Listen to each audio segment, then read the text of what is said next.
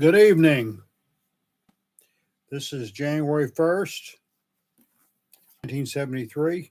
I'm sorry. This is January 1st, 2023. I was 50 years off. But January 1st, 1973 is what I want to talk about. I love history. As far back as I can remember, I have been a fanatic. I've been well described as a history fanatic. Can't get enough of it. Dates and anniversaries are very important to me. Dates in history, dates in my own life. Over the years, I've taught a wide variety of courses in religion, history, and political science. And this is all tied in together. So, the year of 1973 was 50 years ago. Earlier in the evening, I was playing some of the hit songs from 1973. And by the way, the number one hit of that year was Carly Simon's song, You're So Vain. And I love listening to music from the 60s and 70s. Uh, Many of us who are advanced in years now enjoy listening to stuff that was popular when we were young. I want to talk about 73 because it was an important year in history, especially the month of January. The whole year was, but January was just had so many things going on at one time. And it was also an important year in my life. The book, January 1973, Watergate, Roe v. Wade, Vietnam, and the Month That Changed America Forever, is written by James Robinault. And uh, he's a trial lawyer. He's written a couple of other books. And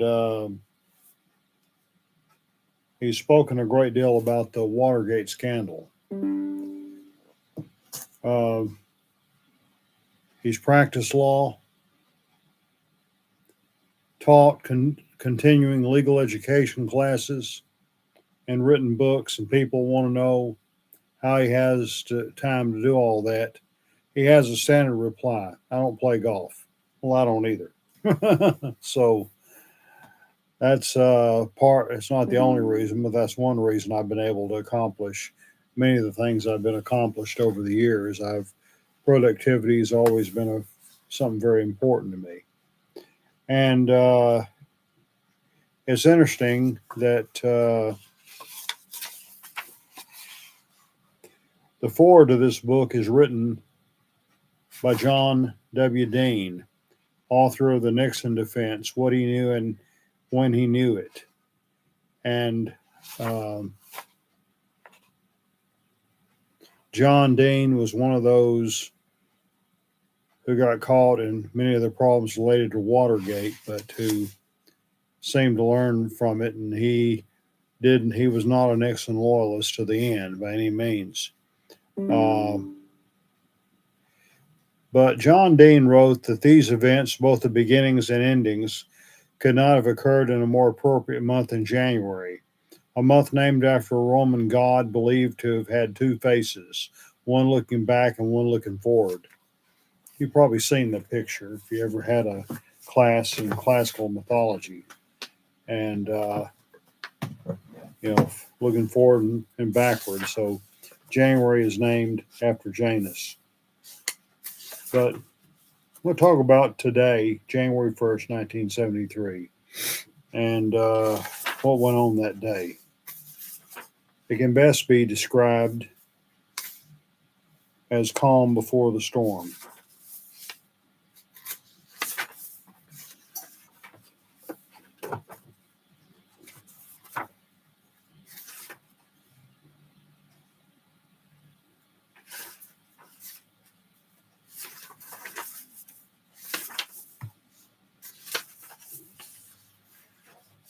In 1973, Richard Nixon was president of the United States. He had been elected in November of 1968, took office in January 1969. 1969 is another important year, in my opinion. That was the year I graduated from high school. And it was also the year of Woodstock and of the first man on the moon.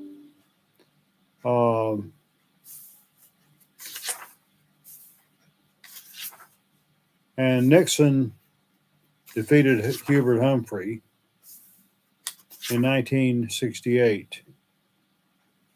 Then in 1972, November 7th, he won a landslide victory over South Dakota Senator George McGovern.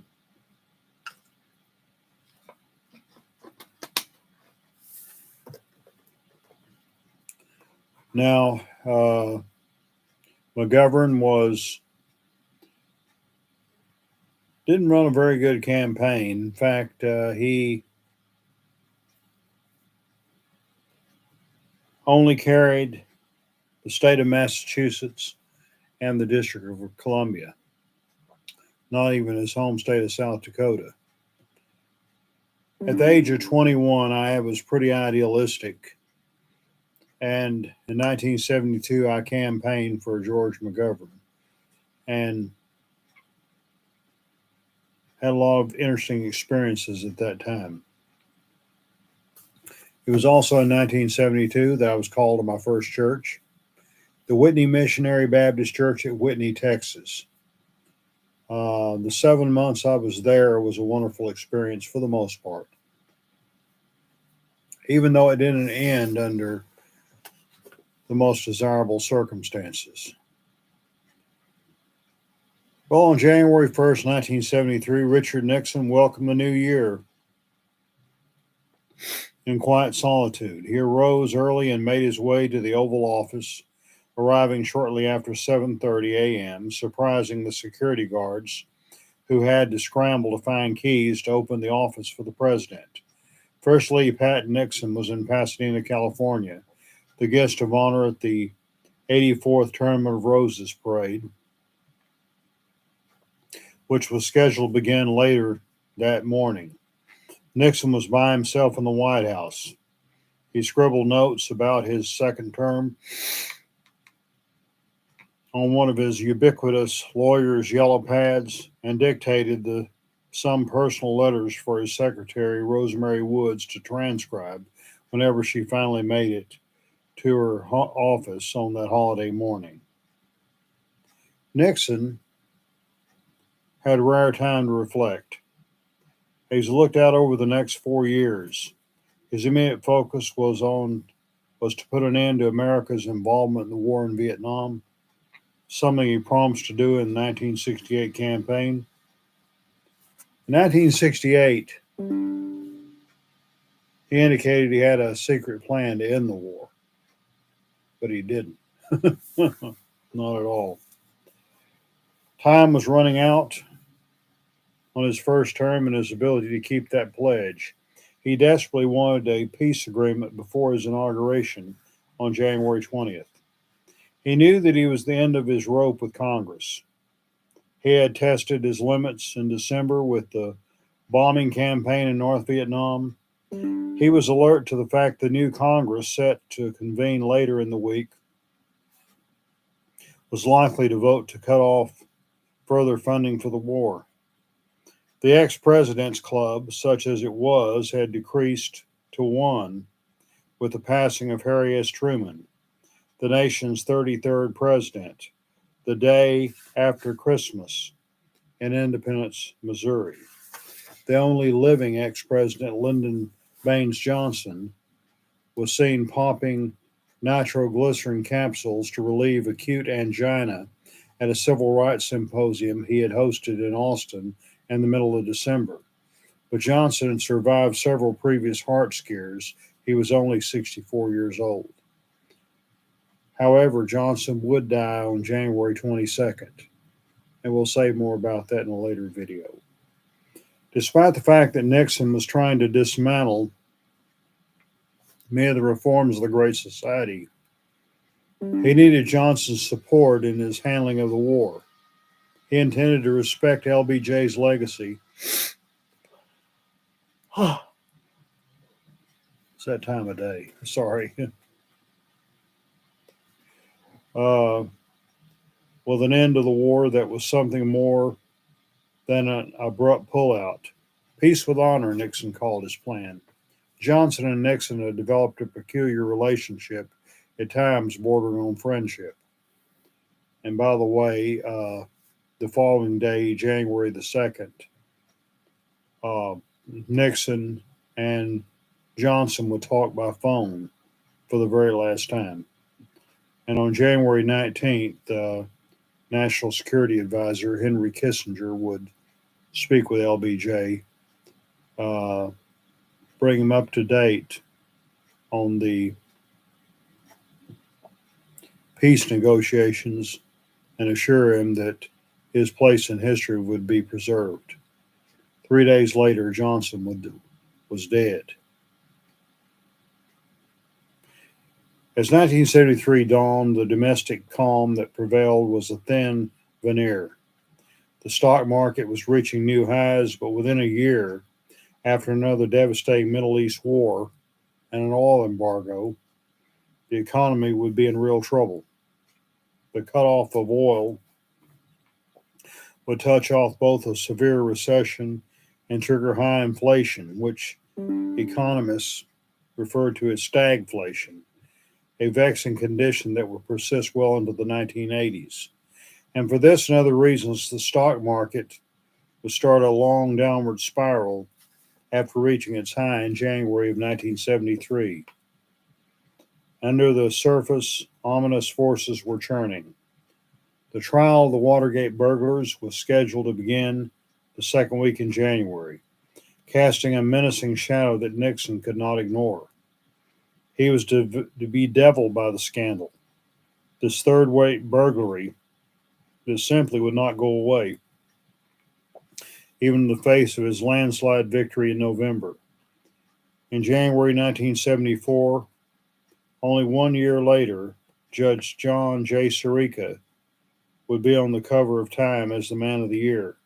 Richard Nixon would be scrambling to explain an 18-and-a-half-minute gap in the White House tape recorded several days after the break-in.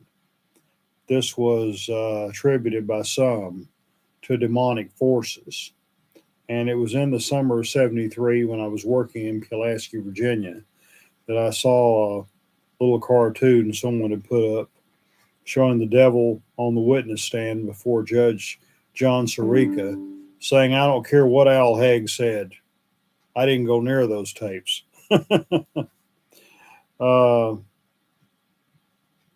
But by 1974, Nixon's presidency would be in a death spiral. And of course, he would finally resign on August the 9th of 1974. But all this was in the future. It didn't seem fathomable at all on January 1st, 1973. Most of the president's advisors were out of town, still on holiday vacations, enjoying the fruits of their hard work in the 1972 re-election campaign. Everyone assumed the worst was behind them and that the second term would be less tempestuous than the first. And I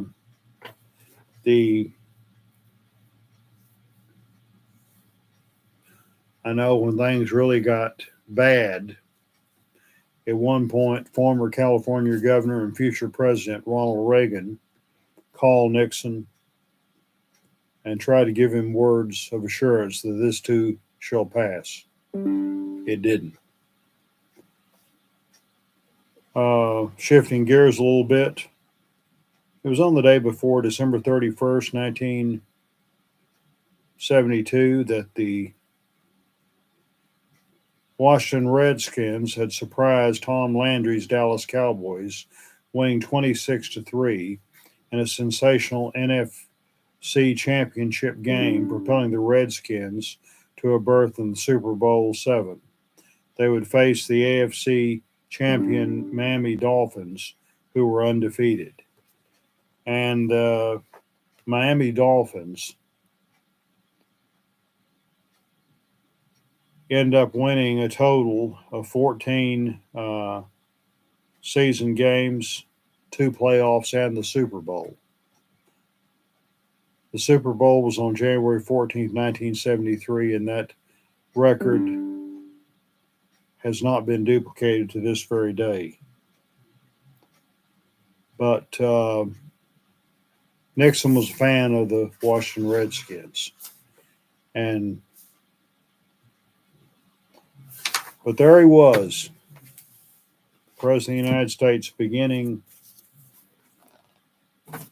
a new year, looking forward to his second inauguration on January the 20th, thinking that January 22nd, that Monday, would be just people had a lot of excitement during the inaugural weekend and all this kind of stuff. Now they're ready to relax and chill out. No big deal's going to happen. Huh. Very important day, and we'll talk about that later. Well, what was going on with me at the time? Well, let's say I was 21. I was living in Whitney, town to this day. I love Whitney, Texas. I was pastoring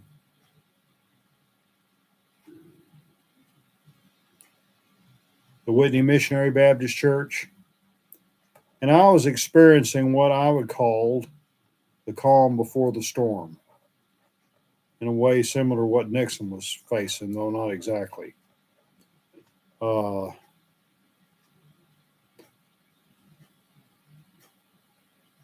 was also a senior at Baylor University. I was fixing to start my final semester as an undergraduate. I later got a master's and a doctorate from Baylor, but I was looking forward to finishing. I felt good that as far as I just had one more semester left before I got my BA degree. The night before, well, the day before was Sunday. New Year's Eve. Of course, I preached at my church that Sunday morning. A young man in my congregation, I got to deliver the message for a youth service that night. And he attacked racism, a real serious problem. In attendance was my friend Doug Miller. At the time, Doug was 15, I was 21. Today, Doug is 65 and I am 71. We live in the same county, but this morning, in fact, I received a text message from him wishing me a happy new year, which I appreciate. Doug has a lot of health problems and has for many years, but he keeps bouncing back, and I'm proud of him. I love him very dearly as a brother. Doug is an African American. The church I was pastoring was strongly had a lot of people in it that were racist, to say the least. I was not married at the time, and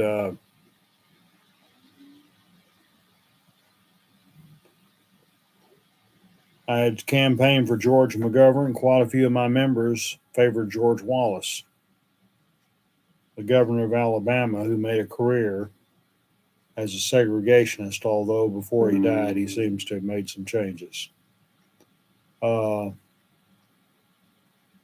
But it was, I grew up in Waco, a Southern Baptist. The church I was pastoring was the Independent Missionary Baptist Church. They're known for being more conservative than Southern Baptists. Well, there was a group of 9 of us, youth from Whitney. After the service, we went to Waco. Very popular place of entertainment at the time called Magic Music, located on 8th and Washington. I remember that building quite well. It was at one Originally, I remember it as a Safeway store. It later became Magic Music, and I believe it's some kind of financial institution is at that location right now.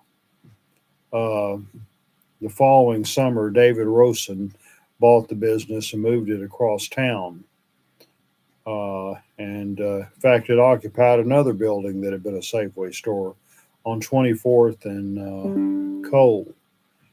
I did go to the new location, but I preferred the old location. Uh, when we moved back to Waco in '88, Magic Music was still operating, but a few years later they closed, and I believe um, it's now Red Men's Bingo, something I have no interest in. Games of any kind don't appeal to me. But anyway, we had a good time dancing and partying at Magic Music. But the members of my congregation didn't look at that very kindly. And 2 weeks later, I was gone. And I didn't leave willfully either. So 50 years ago, a lot of things was going on. There was, as I say, I have some very positive experiences from that year. Obviously, losing a church is never a positive experience. Losing any job is not. But you can bring good things out of even any bad experience. And so try to do my best with that. And I had some more positive things that take place later in the year. January 1st, 1973, we got back that after going to Magic Music, we ate some pizza at Paparolo's in Waco. And then we went back to Whitney. After I took everybody home, I felt pretty good. Great ending for a great year. Nevertheless, it was a calm before the storm. I think I had lunch at a local cafe that day and went around and visited with some of the members. And all in all, it was a good day. Things had not fallen apart yet, but they would pretty soon. January 1st, 1973. That was quite a day. I hope January 1st, 2023 has been a positive experience for everyone under the sound of my voice. And I hope that this 2023 will be a great year for all of us. God bless all who listen.